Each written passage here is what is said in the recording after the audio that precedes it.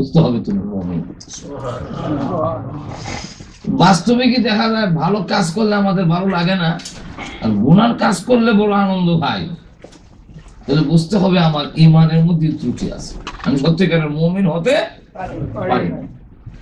তো আল্লাহ রাব্বুল আলামিন ঘোষণা দিয়েছেন ভয়ের কোনো কারণ নাই, সত্যিকারের মুমিন তুমি হও, আমি স্বয়ং আল্লাহ তোমাদের জিম্মাদার হয়েছে। সত্যিকারের মুমিন কারা আল্লাহ রাব্বুল আলামিন এই আয়াতের মধ্যে পরিচয় তুলে ধরেছে। প্রথমেই বলছেন ইন্নামাল মুমিনুনা আল্লাযীনা ইযা যুকিরাল্লাহ,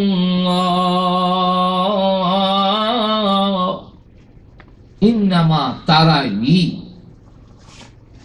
বাংলা ভাষা এগুলো রশ্মি লাগাইয়া, মুমিন তারা এরকম নয়, মুমিন তারাই, অর্থাৎ একমাত্র তারাই মুমিন। ইন্নামাল মুমিনুনা আল্লাযীনা ইযা যুকিরাল্লাহু ওয়াজিলাত কুলুবুহুম, যাদের সামনে মহান আল্লাহর আলোচনা হলে আল্লাহর সম্মান ও মর্যাদার ভয়ে তার অন্তরাত্মা কেঁপে ওঠে।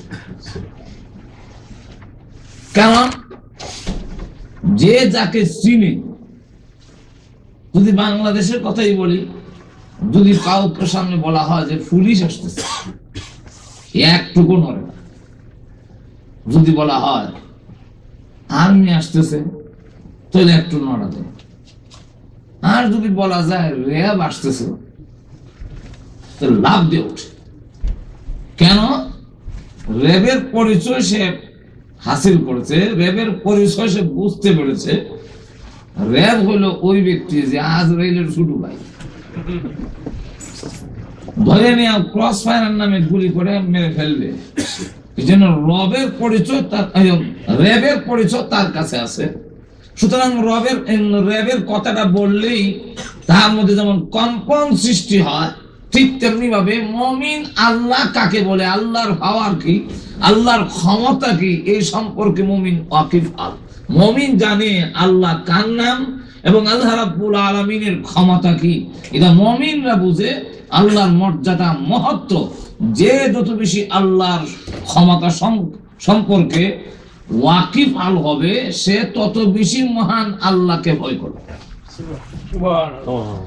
আমাদের নবী বিশ্ব নবী রাহমাতুল লিল আলামিনকে সবচেয়ে বেশি চিনতে পেরেছিলেন।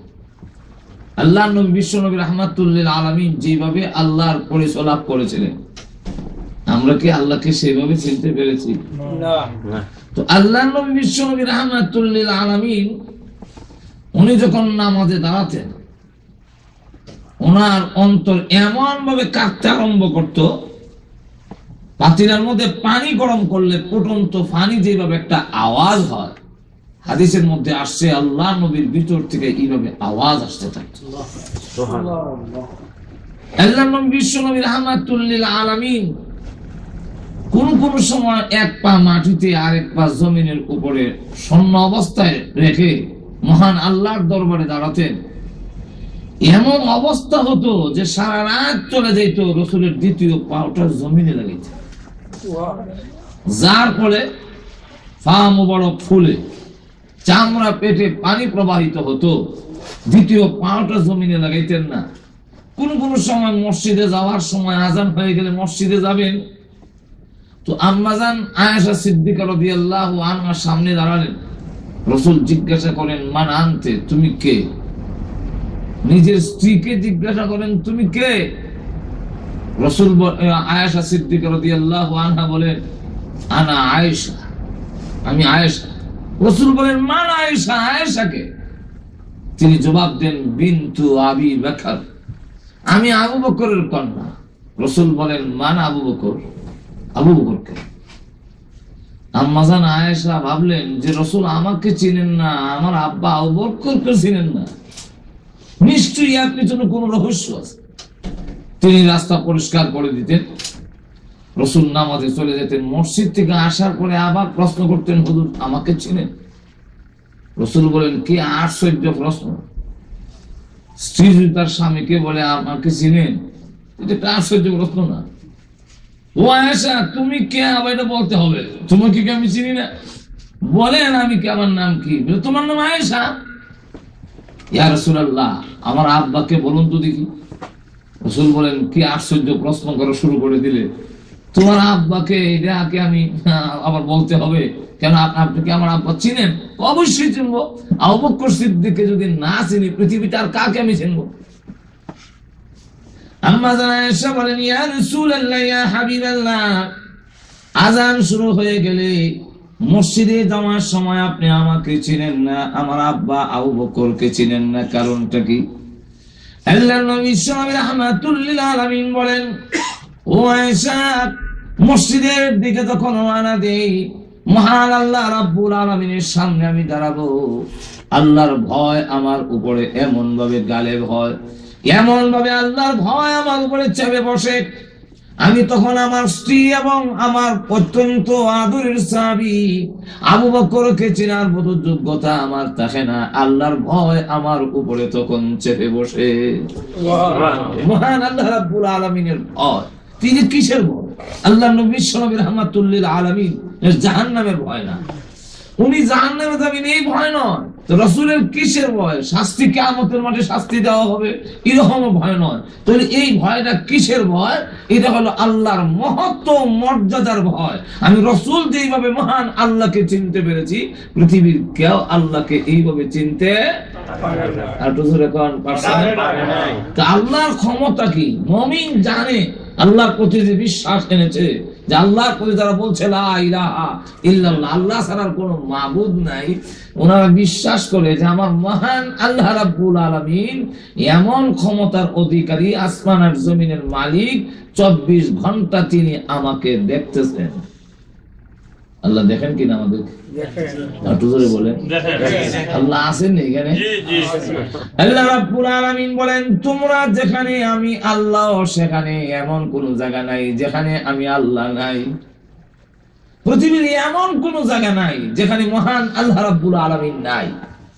এমন কোন জায়গা নাই যেখানে লুকানো যাবে যে মহান আল্লাহ আমাকে দেখবেন না। এমন কোন জায়গা পৃথিবীতে আছে কি? আল্লাহ রাব্বুল আলামিন নিজে বলেন, ওয়াহুয়া মাআকুম আইনামা কুনতুম, তোমরা যেখানে আমি আল্লাহ সেখানে, তোমরা যেখানে আছো আমিও সেখানে। যেখানে 3 জনে কানাকানি করছো, সেখানে আমি একজন মিললে হইলাম 4 জন। হুজুর এখন কয়জন? আর হুজুরে কন? আল্লাহ রাব্বুল আলামিন বলেন, তোমরা যেখানে 4 জন মিলে কানাকানি করো, কানাকানি কথা বলে, এখানে 4 জন নয়, আমি মিলে 5 জন। মহান আল্লাহ রাব্বুল আলামিন আমাদেরকে দেখতেছেন, 24 ঘন্টা আমার সাথে আছেন। আল্লাহ রাব্বুল আলামিন বলেন, তোমাদের সকল কিছুর জন্য সাক্ষী হিসাবে আমি আল্লাহই যথেষ্ট। সুতরাং আল্লাহর মহত্ব মর্যাদা যারা জানে, বুঝে, তারা আল্লাহর নাম যখন শুনে, তখন তার অন্তরাত্মা কেঁপে উঠে মহান আল্লাহ রাব্বুল আলামিনের ভয়ে, আল্লাহর মর্যাদা সম্মানের ভয়ে তার অন্তরের মধ্যে কম্পন সৃষ্টি হয়ে যায়। মুমিন তারাই হবে যারা আল্লাহর নাম শুনলে তার অন্তরের মধ্যে কম্পন সৃষ্টি হয়।